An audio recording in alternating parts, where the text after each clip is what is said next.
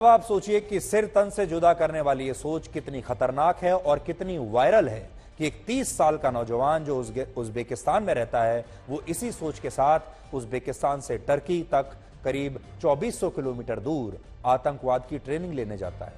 फिर वापस टर्की से 3000 किलोमीटर दूर रशिया पहुंचता है और रशिया से फिर 4000 किलोमीटर दूर भारत पहुंचने की योजना बनाता है। और ये सब ये धर्म के नाम पर कर रहा है, अपने धर्म की रक्षा के नाम पर कर रहा है, ताकि भारत में वो पैगंबर साहब के अपमान का बदला लेने के लिए एक बड़ा आत्मघाती हमला कर सके। ये इसकी मंशा है।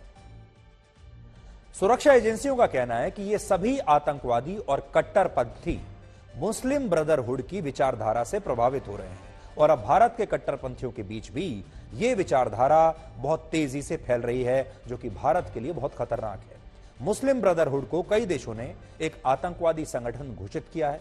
इसके अलावा Russia, Syria, Egypt, Tajikistan, Saudi Arab, UAE, Bahrain और ऑस्ट्रिया जैसे देशों ने इस संगठन पर अपने यहां पर प्रतिबंध लगाया हुआ है।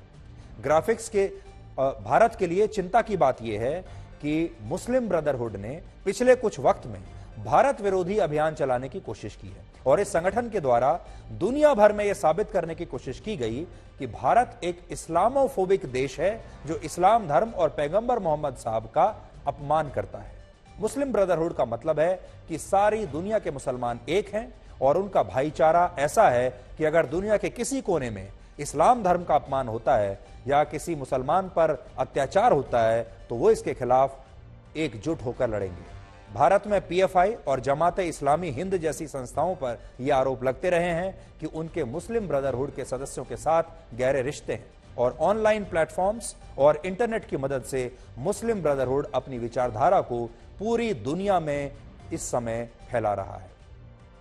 और आप इसी बात को अगर चाहें तो मालदीव से आई इस ताजा खबर के जरिए समझ सकते हैं। एक नया वीडियो मालदीव से अभी अभी हमारे पास आया है। एक दिन पहले मालदीव की राजधानी माले में एक कार्यक्रम के दौरान वहां के पर्यावरण मंत्री पर एक जानलेवा हमला हुआ और इस दौरान हमलावर ने चाकू से उनकी हत्या करने की कोशिश की। हालांकि मालदीव के पर्यावरण मंत्री इस हमले में किसी तरह बच गए और उन्हें ज्यादा चोट नहीं आई।